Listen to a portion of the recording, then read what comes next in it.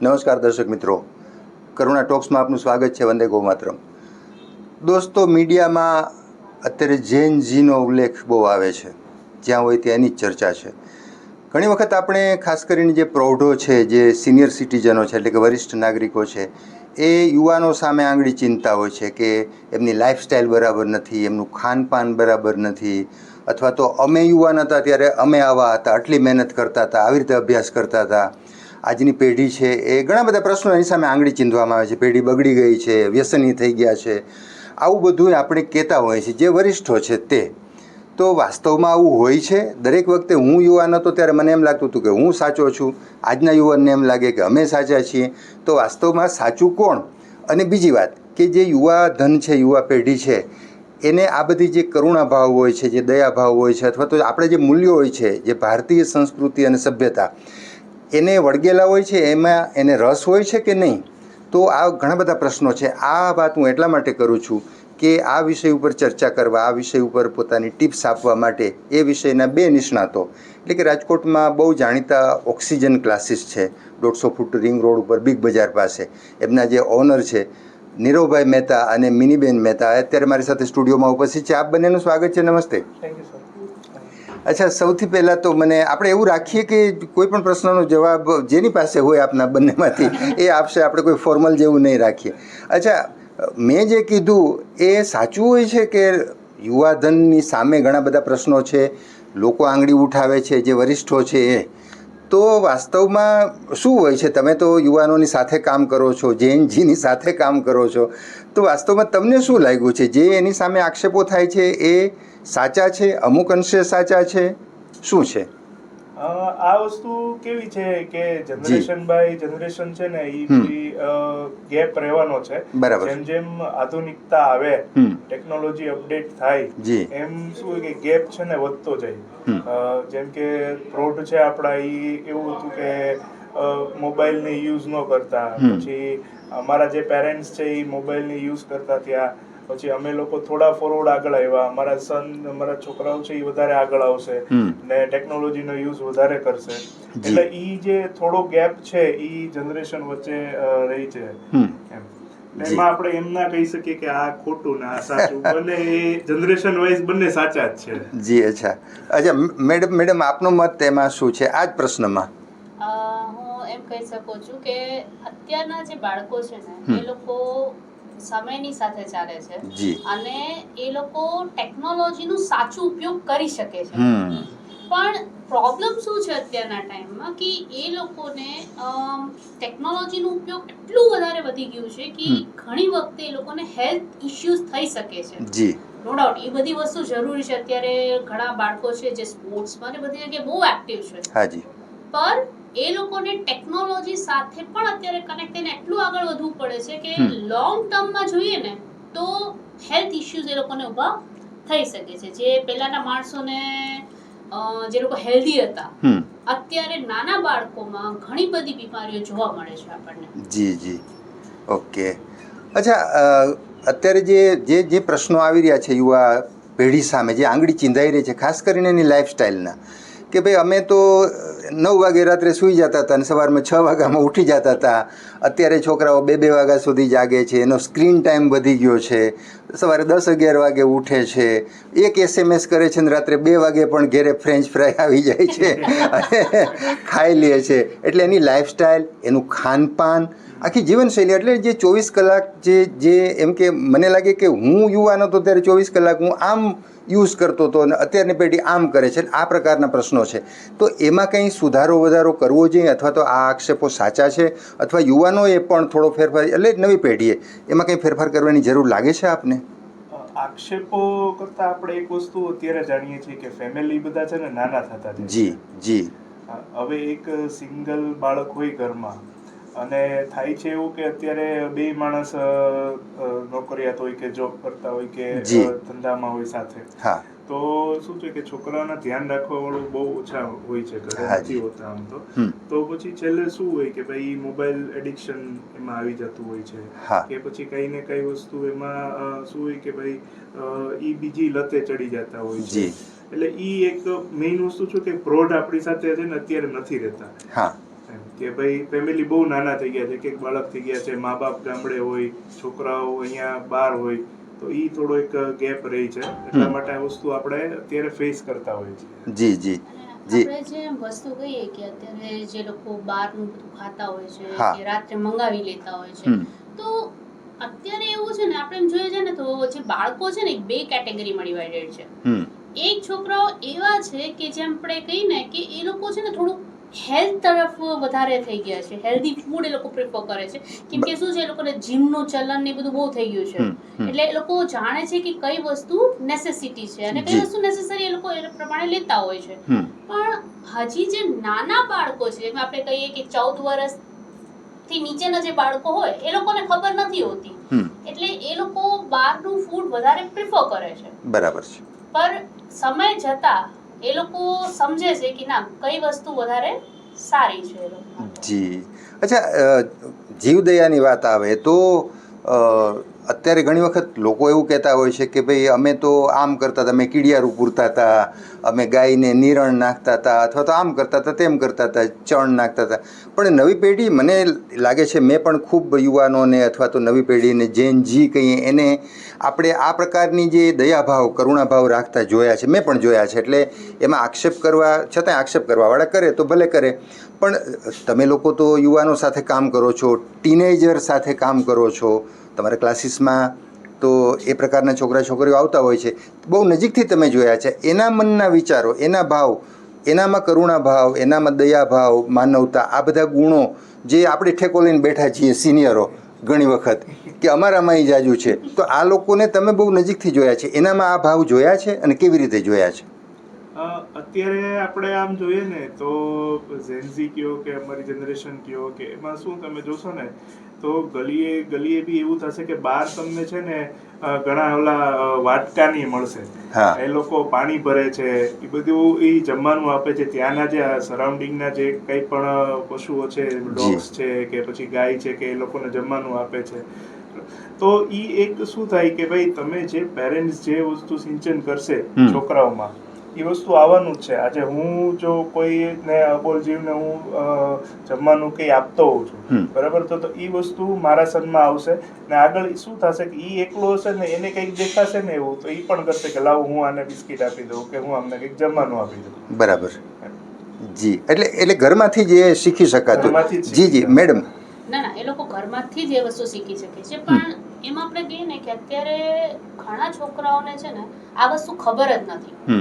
એટલે શું થાય છે કે એ લોકોએ આજુબાજુમાં જીવજંતુઓને જોયા છે, પણ એ લોકોને ખબર જ નથી અમને આને ટ્રીટ કેવી રીતના કરવાનું છે. અને આપણી સોસાયટી શું કરે છે, જેમ કે અમે લોકો છે, અમારી આજુબાજુ ડોગ્સ હોય કે કાવ હોય કે કોઈ પણ હોય, પણ અમે લોકો એમ વિચારીએ છીએ કે હા એક જીવ છે અમારી સાથે, અમારી સોસાયટીમાં રહીએ છીએ એ વસ્તુ.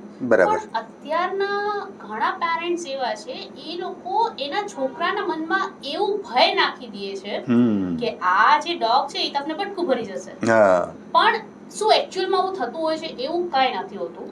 અને અમારા પાસે જે સ્ટુડન્ટ્સ આવતા હોય છે, ભણતા હોય છે, અમે એને એ જ શીખવાડીએ છીએ ઘણી વખતે કે ભાઈ તમે એ લોકો સાથે ફ્રેન્ડશિપ કરો, કેમ કે એ લોકો આપણી ભાષા સમજે છે. જો આપણે એ લોકો સાથે વાત કરતા હોય ને તો એ લોકો આપણને કાંઈ કરવાના નથી. અને અત્યારના છોકરાઓને શું છે ખબર છે કે એ લોકોને કંઈક જેમ કે ડોગ્સ ને એવો હોય ને, એ લોકોને ઘણી વખતે ગમતા પણ હોય છે કે આપણે આ ડોગને આપણે એ લોકોને પાડીને એ લોકોને મોટા કરીએ, પણ એ લોકો પોતાના ડોગ વિશે વિચારે છે, આજુબાજુના જે હોય એ લોકો માટે નથી વિચારતા. તો એના માટે જો આપણે બધી જગ્યાએ સ્કૂલમાં કે બધી જગ્યાએ લોકોને શીખવાડીએ કે ના, બધા પશુ પક્ષી જે છે એક જ છે, અને એના પેરેન્ટ્સ પણ જો એ વસ્તુને સપોર્ટ કરે, તો આજની જનરેશન એટલી સારી છે ને, એ લોકો બધી વસ્તુ સમજે છે. તો એ લોકો શું કહેવાય, એ લોકોનું ધ્યાન પણ રાખી શકે છે અને એ લોકો માટે કંઈક સારું પણ કરી શકે છે. જી. અચ્છા, તમે ઓક્સિજન ક્લાસીસમાં માત્ર H2O ને એવું જ નથી શીખવતા, આ પાઠ પણ શીખવાડો છો એવું મેં સાંભળ્યું છે. તો થોડોક તમારો અનુભવ, અથવા તો બહુ સારી વાત છે મને લાગે છે, કારણ કે આ ક્યાંય શીખવા નહીં મળે. H2O તો ઘણા શીખવાડશે, પણ આ કદાચ કોઈ નહીં શીખવાડે. તો થોડું એનું એ પણ તમારો અનુભવ છે શેર કરો. આપણું તો આ હકારાત્મક પ્લેટફોર્મ છે. અત્યારે શું થાય છે કે હું બાયોલોજી જ્યારે ભણાવતી હોય છોકરાઓને, તો અમારે એનિમલ હસબન્ડરીનું ચેપ્ટર આવે. જ્યાં આપણી બુક્સમાં એમ લખેલું હોય છે કે ના આપણે ડેરી કે ફાર્મિંગ કે એનિમલ આપણે એમ કહીએ ને કે એમાંથી આપણે કેમ પ્રોડક્શન બધું વધારી શકીએ, પણ જ્યારે હું એ ટોપિક ભણાવતી હોઉં, હું એ લોકોને એ સમજાવું કે તમે કોઈ પણ જીવને કોઈ વસ્તુ માટે બ્રીડ કરો છો, પણ તમે એ વસ્તુ જોઈ છે કે એ જીવને કેટલી તકલીફ થતી હશે. હવે અત્યારના ટાઈમમાં શું થાય છે કે લોકો છે ને, કે મારો જ એક સ્ટુડન્ટ હતો, એ મને કહે કે મેડમ હું મોટા થઈને છે ને હેન્ડ ફાર્મિંગ કરવા માંગુ છું. હવે એનું કારણ શું, એને મને શું કીધું, એ પોતે વૈષ્ણવ છે, એટલે હું એમ નથી કહેતી કે એ શું છે, એ આખું વેજીટેરિયન, એ પોતે વેજીટેરિયન છે, પણ એનું શું છે કે એમાંથી આપણને કમાઈ બહુ થાય છે. હવે કમાઈનું સાધન જે છે, કેમ કે બુક્સમાં લખેલું છે, એટલે જો બુક્સમાં લખેલું છે એટલે છોકરાઓને એ વસ્તુ સમજવાની છે, પણ આપણે એને એ સમજાવી શકીએ કે ભાઈ એ જ કઈ વસ્તુ નથી. અત્યારે તો જો ટેકનોલોજી એટલી આગળ વધી ગઈ છે કે આપણા પાસે ઘણું બધું સોર્સ છે, તો શું એ જ એવી વસ્તુ છે, એ છોકરાઓને હું એ જ વસ્તુ શીખવાડતી હોઉં. હવે જ્યારે એમ કે આપણે કે ઈંડાનું પ્રોડક્શન, ઈંડા બહુ સારા છે, એમાં એમ કે ને કે ફર્ટિલાઇઝ કે એવું કાંઈ નથી, પણ તમે એમ વિચારો કે જે મુર્ગી એની કેપેસિટી છે કે વર્ષમાં 12 થી 13 દિવસ, એટલે એમ કે ને આખા વર્ષમાં 12 કે 13 વખત ઈંડા આપી શકે. તમે એને 250 થી 300 એગ્સ એની પાસેથી પ્રોડ્યુસ કરાવશો, હવે એમાં ઈ હેલ્ધી હશે?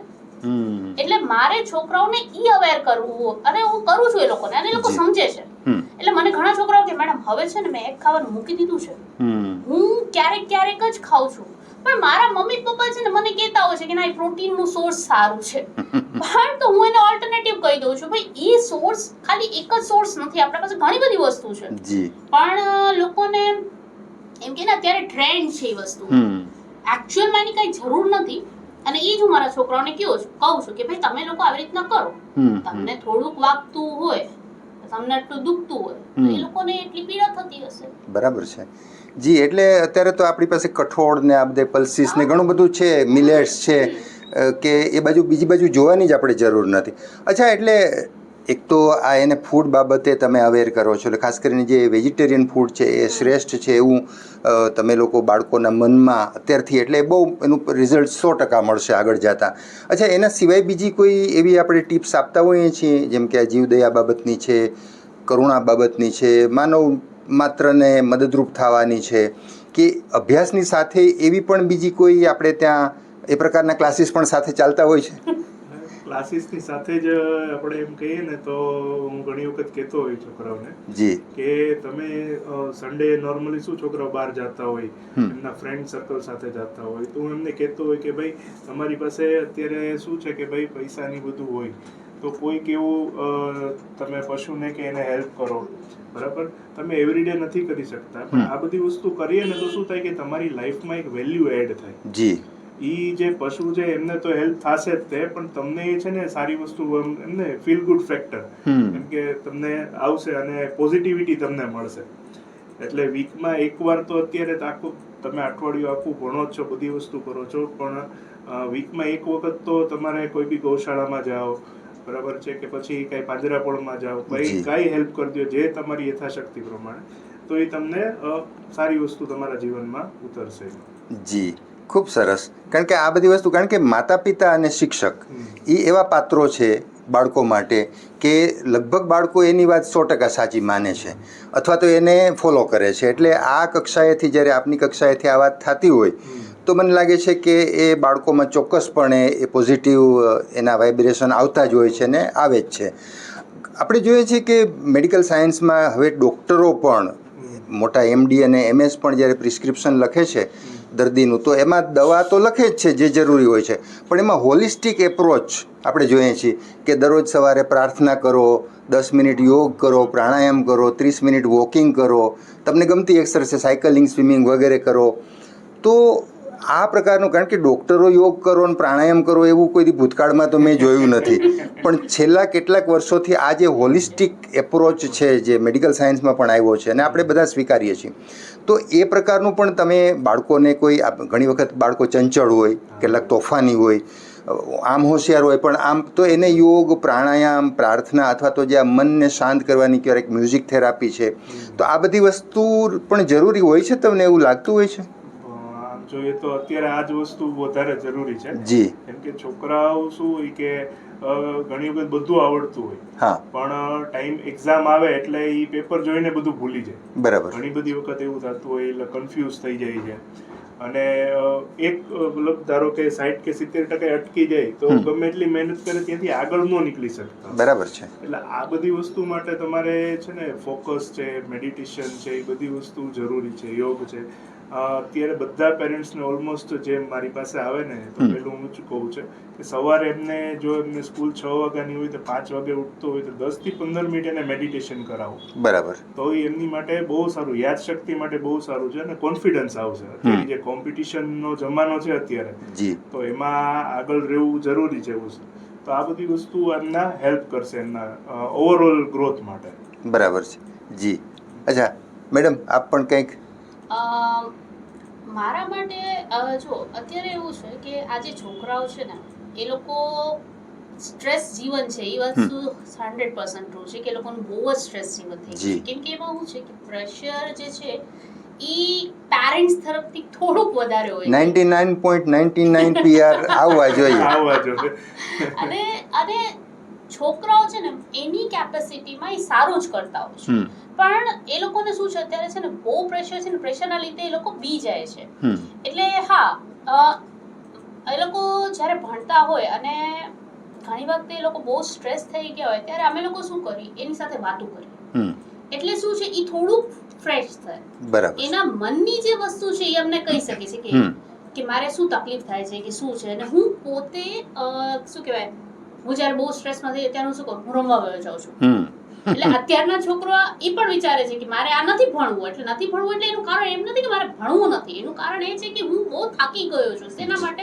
હું મારો એટલે હા એના માટે હું રમું છું અને આપણે એ વસ્તુને સપોર્ટ કરીએ એટલે છોકરાઓ શું કરે હા મારે સમજાય છે હવે વસ્તુ મને સમજાય છે એટલે ઈ એક થોડુંક એમ કે ને છોકરાઓનું એક પોતાના માટે સ્પોર્ટ્સ એક્ટિવિટી એ બહુ સારું છે મેડિટેશન તો ઠીક છે લોકો કરે છે અને ઘણી વખત છોકરાઓ એવા હોય કે લોકો ન પણ કરતા હોય પણ એ લોકો માટે ડાન્સ ને સ્પોર્ટ્સ એ એક એવી વસ્તુ છે ને કે છોકરાઓને બધી રીતે રિલેક્સ કરી દે છે જી અચ્છા મોટે ભાગે મોટા શહેરો છે રાજકોટ અમદાવાદ કે બીજા મોટા શહેરો ત્યાં પેરેન્ટ્સની જ એક મેન્ટાલિટી એવી છે કે મારું બાળક ભણવામાંય આટલું બધું બ્રિલિયન્ટ હોય ક્લાસીસમાં જાય તો ત્યાં પણ એ સૌથી આગળ રહે પાછો એ સવારમાં જુડો રમી આવે બપોર પછી ફૂટબોલ રમવા જાય સવારમાં સ્વિમિંગ કરવા જાય 4 વાગે ડાન્સ કરવા જાય એક બાળક પાસે તમારે બધું જ કરાવવું છે એ બધી જગ્યાએ પાછું આગળ જ રહેવું જોઈએ તો એક બાળકની એટલી ક્ષમતા હોય છે તમારી પાસે બાળકો આવે છે તમને વધુ ખબર છે ઘણી વખત એ લોકો છે ને પછી એવું થાય કે બહુ પ્રેશરાઇઝ કરતા હોય ને તો એમનો જે મેઇન ગોલ હોય ભણવાનો એ છૂટી જાય એટલે એક નો ડાઉટ એક એક્ટિવિટી જરૂરી છે પણ એક એક્ટિવિટી રાખીએ આપણે અને પ્લસ એમનું થોડું ફોકસ આપણે ભણવા ઉપર રાખીએ તો છે ને થોડું બેલેન્સ પ્રિપેરેશન કરીએ ને આપણે તો એ પણ રિલેક્સ રહે અને ભણી પણ શકે એટલે પેરેન્ટ્સને અત્યારે આપણે એમ કહી શકીએ કે ભાઈ બેલેન્સ પ્રિપેરેશનમાં આપવું આખો દિવસ ભણવું એમે નહીં કરવાનું ને આખો દિવસ રમવું છે એમે નહીં કરવાનું એક્ટિવિટી બી નહીં કરવાની બંને વસ્તુ જરૂરી છે જી અત્યારના ટાઈમમાં છે ને એમ કે ને આપણે કે આપણે જેવું બચપન જીતા હતા ને આપણને એ ટ્રાય કરવી જોઈએ કે છોકરાઓને પણ એવું બચપન મળે હવે મારો છોકરો છે હા હું પોતે ઈચ્છું છું કે હા ભાઈ ઈ મ્યુઝિક કરે ઈ કોઈ પણ સ્પોર્ટ્સમાં જાય પણ મારી એક જ ઈચ્છા છે કે ઈ છે ને એના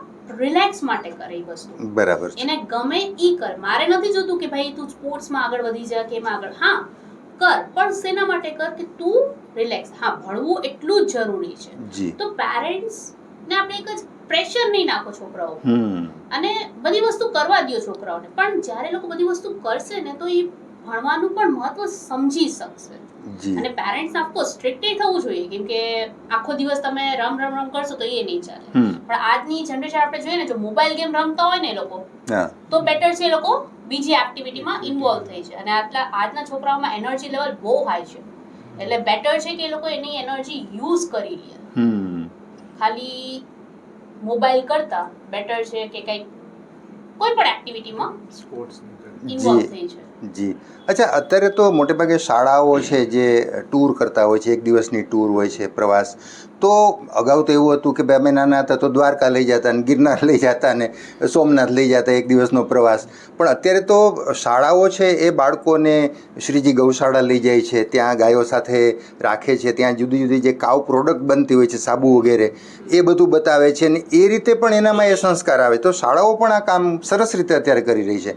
તો ક્યાંક ને ક્યાંક બાળકોને જીવદયા બાજુ વાળવાનો ક્યાંક નાની એટલે જે સ્કૂલ લેવલ છે ત્યાંથી જ પ્રયાસ થઈ રહ્યો હોય એવું લાગે છે. તમારી પાસે જે બાળકો આવતા હોય એ તમારે ત્યાં તો આ બધી વાતો શીખે જ છે, પણ એની શાળામાં જુદી જુદી શાળામાંથી પણ આવી એક્ટિવિટીની વાતો કદાચ તમારે ત્યાં કરતા હશે. થતી હોય છે ઘણી બધી એક્ટિવિટીઝ સ્કૂલમાં જ, પણ એ બહુ સારી વસ્તુ છે જી. આમ જોઈએ તો આપણે, કેમ કે પહેલાના જમાનામાં જોઈએ તો આપણે બધા ગુરુકુળ જતા. હા. અને જેટલો તમે આપ જોઈએ તો કુદરત સાથે તમે જેટલો ટચમાં રહીએ આપણે, હા, તો ઈ આપણા માટે બહુ સારી વસ્તુ છે. રેધર દેન એમ કે આધુનિકતા છે, આધુનિકતા જરૂરી છે એમ નથી કે નથી જરૂરી, પણ કુદરત પણ એટલું જ જરૂરી છે. જી. એટલે નેચર સાથે ગૌશાળા છે કે પછી પાંજરાપોળ છે કે કોઈ પણ ત્યાં ન જઈ શકે તો એટલીસ્ટ તમારી શેરીમાં જેટલા જીવ રહે છે એની પ્રત્યે તો તમારો દયાભાવ પ્રેમભાવ હોવો જ જોઈએ. જી. અચ્છા. એ છે અત્યારે સ્કૂલનું કોન્ટ્રીબ્યુશન છે, સ્કૂલ હેલ્પ કરે જ છે આ બધી વસ્તુમાં. જી. અને ભણવાનું તો એ લોકો શીખવાડે જ છે, સાથે સાથે એ લોકો આવા ગુણ પણ નાખવા માંગે છે. અત્યારે ઘણી બધી સ્કૂલો છે એ જે પ્રેયર્સ ને એવું બધું કરાવે છે, એ લોકો યજ્ઞ ને એવું બધું કરાવે છે, એટલે શું છે છોકરાઓમાં એ સંસ્કાર આવતા છે. અત્યારે હા એક વસ્તુ છે કે કોઈ એ લોકો છે ને થોડુંક હજી એ લોકોને ટીચર્સને કે સ્કૂલ હજી થોડુંક પ્રયાસ કરવું જોઈએ. જી. સ્પેશિયલી કે એ લોકો જીવ દયા માટે હજુ વધારે વિચારી છે. ઘણા ટીચર્સ એમ કહેતા હોય છે, એ લોકો પાસે પ્રોજેક્ટ બનાવડાવે છે કે તમે લાઈક આ જો આપણે બર્ડ્સ ને બધું પાણી ને બધું આપતા હોય એવું તમે પ્રોજેક્ટ બનાવો, તમે શું એ લોકોને કરો છો, એ લોકો માટે ડેલી એક્ટિવિટી એ લોકો કરાવે છે. એટલે શું છે છોકરાઓને સારું લાગે કે ના, અને એ લોકો પ્રાઉડ ફીલ કરે, મમ્મા જો આજે અમે લોકોએ આ બનાવ્યું, અમે બર્ડ્સ માટે આ કર્યું. એટલે થોડુંક પણ છે ને ઈ બહુ યોગદાન કરે છે અત્યારે. જી. અચ્છા, બાળકો છે મોટે ભાગે દરેક વસ્તુની સાબિતી માગતા હોય છે, કારણ કે એ સ્વભાવ છે. આપણે બાળક હતા તો આપણે પણ માગતા હતા કે આમ કરીએ તો આમ થાય. આજે આપણે કોઈ આધ્યાત્મિક વાતો કરીએ, જીવદયાની વાતો કરીએ, ધર્મની વાતો કરીએ કે યજ્ઞની વાતો કરીએ તો એ લોકો પુરાવા માગશે. તો હવે તો પ્રૂવ થઈ ગયું છે કે ભાઈ ગાય છે એના ઘીથી યજ્ઞ કરવાથી કેટલા ટન હવા શુદ્ધ થાય છે. મેં તો હમણાં ક્યાંક વાંચ્યું, વિષય તમારો છે, તમે લોકો સાયન્સના અધ્યાપકો છો, કે ભાઈ ગાયનું એક અડાયું છાણું હોય, એના ઉપર 1 ચમચો ગાયનું ઘી નાખીને ધુમાડો કરવાથી 1 ટન હવા શુદ્ધ થાય એવું પ્રૂવ થયું છે. તો અત્યાર સુધી આપણે યજ્ઞને માત્ર ધાર્મિકતા કે આધ્યાત્મિકતા સાથે જોડ્યો હતો, હવે એને વિજ્ઞાન સાથે પણ. તો ધર્મ અને વિજ્ઞાન ભેગા થઈ જાય તો મને લાગે છે કે વધુ સારું થઈ શકે, અથવા તો નવી પેઢીને તરત જ સમજાઈ જાય એવું શક્ય છે, એવું અમારું મંતવ્ય છે. ઓલવેઝ આપણે અત્યારે જોઈએ છીએ તો આપણો મતલબ જે કંઈ બી છે તો હું એમ કહું કે સનાતન છે એ વિજ્ઞાન સાથે જોડાયેલું છે. જી. કોઈ પણ તમે એક્ટિવિટી કરો છો, કાંઈ પણ વસ્તુ છે તો એ ટોટલી વિજ્ઞાન સાયન્સ બેઝ જ છે. એમાં કોઈ વસ્તુ એવી તમને નહીં દેખાય કે ભાઈ આ ખાલી ધર્મને લીધે જ આ વસ્તુ કરીએ છીએ, યજ્ઞથી લઈને કોઈ પણ વસ્તુ. તો તમે જે વસ્તુ કહો છો કે ભાઈ ગાયના ઘીનું જે આપણે હવનની કરીએ છીએ તો એનાથી ઘણી બધી હવા શુદ્ધ થાય છે. કેમ કે અત્યારે શું છે કે ચાલો રાજકોટ હજી થોડું સેફ છે આપણા માટે, પણ દિલ્હી ને એ બધું જોવો તો ત્યાં અત્યારે વિધાઉટ એની કોઈ પણ કોરોના કે બધા માસ્ક પહેરીને લોકો જતા હોય છે. એટલે આ વસ્તુ આપણી આગલી પેઢી માટે બહુ જરૂરી વસ્તુ છે કે ભાઈ હવા શુદ્ધ રાખીએ તો એટલું જ આપણે હેલ્ધી રહેશું. જી. તો બરાબર છે સર તમારી વાત. ઓકે. અચ્છા, સામાન્ય રીતે વિજ્ઞાનમાં જે વધુ શ્રદ્ધા રાખતો હોય અથવા તો જે વિજ્ઞાનના શિક્ષકો અધ્યાપકો હોય, સાયન્ટિસ્ટો હોય, તો એ એક એવી માન્યતા છે કે બહુ ઈશ્વરમાં ના માને, અથવા તો આ બધું તો એને ગૌણ લાગે, દરેક વસ્તુમાં પુરાવો માગે, અથવા તો પ્રયોગ કરીને જે સિદ્ધ રિઝલ્ટ આવે, રિઝલ્ટ ઓરિએન્ટેડ એનું માઇન્ડ હોય. તો દરેક વસ્તુના પુરાવા શક્ય નથી કે હું રોજ મંદિરે જઈશ તો મને આટલો ફાયદો થઈ ગયો, એનો પુરાવો તો મળે નહીં. હું રોજ ગાયને રોટલી નાખું છું તો મને આટલો લાભ થઈ ગયો, એના કંઈ પુરાવા ના મળે. તમે લોકો સાયન્સ, ગણિત, વિજ્ઞાનના નિષ્ણાતો છો અને તોય તમે એટલી જીવદયામાં સેવા રાખો, શ્રદ્ધા રાખો છો. અધ્યાત્મમાં શ્રદ્ધા રાખો છો એવું કેમ? થોડુંક અંગત પ્રશ્ન છે આમ તો મારો. એટલે પ્રશ્ન બરાબર છે સર, પણ આમાં લાભ છે ને ઈ થાય ન થાય બાય પ્રોડક્ટ વસ્તુ છે. અચ્છા. પણ આપણે આપણા જે સમાજ છે કે પછી જીવ છે એની સેવા કરીએ ને બરાબર, તો આપણને પોઝિટિવિટી મળે ને ઈ આગળ વધીને ચાલવું જોઈએ. ક્યાં વાત. બાકી લાભ તો થાય ન થાય, તમે મંદિરે રોજ જાતા હોય તો ઘણી વખત એવું થતું હોય કે આપણું એક્સિડન્ટ થઈ જતું હોય છે. પણ એક્સિડન્ટ થયું તો એમાં ઈ જોવાનું કે ભાઈ ટ્રક છે ને આજુબાજુથી નહોતો આવતો ને તમે બચી ગયા, તો આ તમારો લાભ. જી વાહ વાહ. એટલે એ વસ્તુ છે. પુરાવા એવું છે કે ભાઈ અમુક વસ્તુના પુરાવા ના હોય. જ્યાં ભગવાન હોય ને ત્યાં આપણે એમ કે ટ્રસ્ટ છે, વસ્તુને આપણે બિલીવ કરવી જ પડે કે આ વસ્તુ આમ જ હોય. જી મેડમ. અત્યારે શું છે ખબર છે, છોકરાઓ છે ને જ્યારે સાયન્સ ભણતા હોય ને તો અમારે એ લોકોને ભગવાન સાથે લિંક કરવું હોય ને તો અમે એક જ વસ્તુ કહીએ, આ યુનિવર્સ છે ને આખું સન કે સોલાર એનર્જી ઉપર ચાલે છે. બરાબર. અને ગોડ એટલે શું છે, આપણે જે મહાદેવને કહેતા હોય છે, મહાદેવ છે શું, જ્યારે આપણે જોઈએ તો ઈ એક અગ્નિ કા એમ કે પોઝિટિવ સ્વરૂપ છે. તો જ્યારે આપણે એનર્જીનું ફ્લો કરતા હોઈએ છે ત્યારથી બધી વસ્તુ ચાલે છે. એટલે જ્યારે તમે ભગવાનનું નામ લ્યો છો એટલે તમે એક ટાઈપથી, એ લોકો નથી માનતા કે ના અમારે નથી લેવું કદાચ, તો એ લોકોને આપણે એમ જ તમે પોઝિટિવિટી માટે વધો છો સાયન્સના હિસાબે તો એ માનીને વધો આગળ. કેમ કે એનર્જીનું ફ્લો જે છે એ ત્યાંથી જવાનું છે. તમને થોડુંક પણ તમે પોઝિટિવ કરશો એટલે તમારા અંદર જ પોઝિટિવિટી આવવાની છે. અને એ જ વસ્તુ એ લોકો જ્યારે એનિમલ સાથે એ લોકોનું પ્રેમ કે એવું દેખાડતા હોય ને ત્યારે એ લોકોને અંદરથી એટલું આનંદ મળે છે. મારો છોકરો કે મમ્મી આજે હું ગયો તો ને તો મેં છે ને ઓલા 5 રૂપિયાના બિસ્કિટ એને ખવડાવ્યા, અને મમ્મી મેં ખવડાવ્યા એટલી એક્સાઇટેડલી કીધું હોય છે કે શું કામ, કેમ કે એને કંઈક પોઝિટિવ વસ્તુ કરી. પછી અત્યારે આ વસ્તુ સાચી છે કે લોકો અત્યારના ટાઈમમાં લોકો ભગવાનનું નામ બહુ જ લે છે. તો એ લોકોને અને ટીવી કે જે કાંઈ છે એક વસ્તુ એ લોકોની એમ પોઝિટિવ થઈ છે કે લોકો છે ને ભગવાન સાથે બહુ લિંકઅપ થઈ ગયા છે. એ લોકોને ઘણા બધા સાધુ સંત જે કાંઈ પ્રવચન કે જે આપતા હોય ને છોકરાઓ બહુ સારી રીતના સમજે છે. અને એમાં 100% યોગદાન એમના પેરેન્ટ્સનું છે. બરાબર. એટલે એમ જોયું છે ને તો ગોડ, સાયન્સ, પેરેન્ટ્સ, ટીચર્સ બધા છે ને અત્યારે લિંકઅપ કરીને છોકરાઓને આગળ વધારે છે. ખૂબ સરસ. વાહ. તમે સરસ આજે ખાસ વ્યસ્તતા વચ્ચે પણ અમારા સ્ટુડિયોમાં આવ્યા, સમય કાઢીને આવ્યા અને આટલી સરસ વાતો કરી. કારણ કે સવારના પોરમાં આવી સરસ મજાની વાતો ક્યાં સાંભળવા મળે. અમારા દર્શકોને પણ ખૂબ આનંદ આવ્યો છે આપની વાતોમાંથી, ઘણું બધું એમને જાણવા મળ્યું છે. એમના બાળકો માટે પણ એ કંઈક વધુ સારું કરી શકશે જે આપે ટિપ્સ આપી. અચ્છા, અમારા દર્શકોને આપ બંને એક મેસેજ આપી દો. આમ તો આપની દરેક વાતમાંથી મેસેજ મળે છે, પણ એક જેને કહેવાય સ્પેશિયલ મેસેજ, એક સરસ મજાનો મેસેજ આપી દો. એક મેસેજ એ આપીશ દર્શકોને, જે અત્યારના જે માતા પિતા છે કે છોકરાઓને બને ત્યાં સુધી જે ટેકનોલોજીનો યુઝ છે, જે મર્યાદિત યુઝ છે એ થઈ જાય પછી કુદરત સાથે જોડીને રાખીએ આપણે. કે જ્યાં તમે ફરવા જાઓ છો તો એ નેચર સાથે એકચ્યુઅલમાં શું હોય કે ભાઈ કનેક્ટેડ હોય, ટ્રેકિંગથી કરીને બધી વસ્તુ આપણે જોઈએ છીએ. તો શું છે છોકરાઓમાં કોન્ફિડન્સ આવશે, એક ટીમ વર્ક હોય એ કરી શકે છોકરાઓ. એ ઘણી બધી વસ્તુ છોકરાઓમાં ઓવરઓલ ગ્રોથ માટે એ વસ્તુ જરૂરી હોય છે. તો કુદરત સાથે થોડા જોડાયેલા રહીએ. અને જે અબોલ જીવ છે એની માટે સ્પેશિયલ એમ કહે છે કે ભાઈ તમે તે માતા પિતા પેરેન્ટ્સ જ ઇનિશિયેટ લે કે ભાઈ એ લોકોને મરાય નહીં કે આ વસ્તુ ના કરે. તમે કદાચ સેવા ન કરી શકો તો એટલીસ્ટ એ લોકોને તમે મારો નહીં કે એવું કંઈ ના કરો. એમ સેવા તો કરવી જ જોઈએ એ હું કહીશ માતા પિતાઓના. જી ખૂબ સરસ. જી મેડમ. હું પેરેન્ટ્સને કે સ્ટુડન્ટ્સને હું ખાલી એક જ રિક્વેસ્ટ કરીશ કે તમારા ઘરે આપણા ટ્રેડિશન છે કે આપણે પહેલી રોટલી જે છે એ ગાય માટે રાખીશું. હાજી. પણ એ જે રોટલી છે ને એ છોકરાઓને આપવું કે એ ખવડાવવા જાય. અને ખાલી એટલે એમ કે ગાયો સાથે જે આજુબાજુ જે કોઈ જીવ હોય એના માટે તમે ખાલી એને કહો એકને આપે, પણ ઈ આપે એટલે એને ખબર પડશે કે જીવ દયા કે પ્રેમ શું છે. અને ઈ જ એ લોકો માટે અત્યારે બહુ જરૂરી છે આજના ટાઈમ. જી ખૂબ સરસ. આપનો ફરીથી ખૂબ ખૂબ આભાર વ્યક્ત કરું છું.